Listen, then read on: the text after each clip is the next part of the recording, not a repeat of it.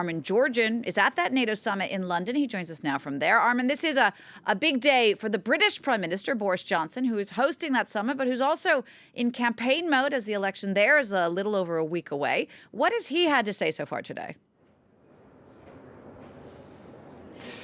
Well, Prime Minister Johnson was trying to project an image of unity after a fractious series of meetings.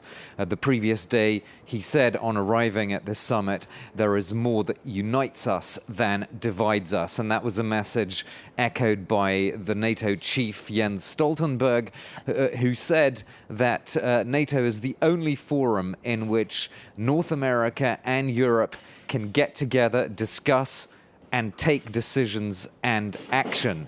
So he was kind of reminding everybody of the historical role of NATO and the purpose it serves today for bringing North America and European allies together. Stoltenberg also talking about the increases in defense spending, noting that 2019 is the fifth consecutive year of defense spending increases.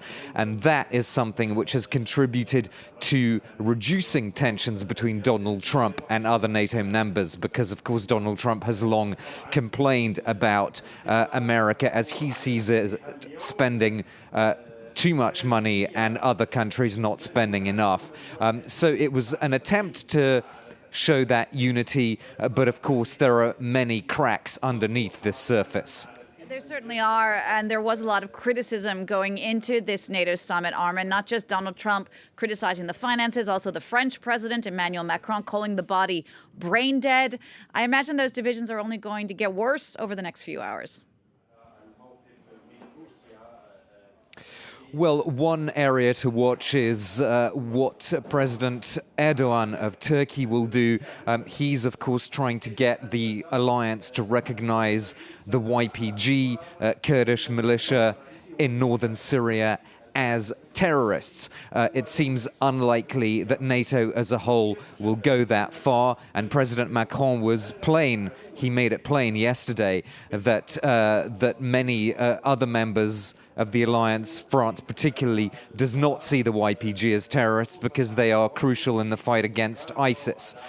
So that's one thing to watch. Russia is a sticking point as well. President Macron wants a kind of new dialogue with Russia, and that it's something that other NATO members have been skeptical about. And of course, you've got the Baltic states and Poland, which have been spooked by President Erdogan's decision to buy a missile defense system from Russia.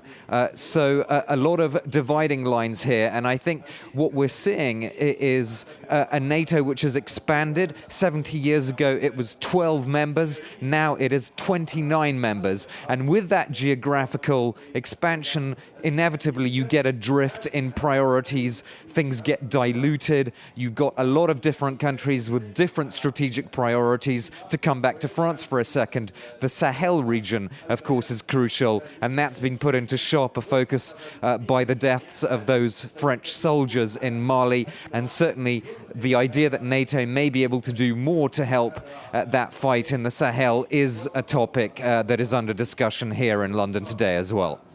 Armen, thanks so much for that. Armen Georgian there reporting.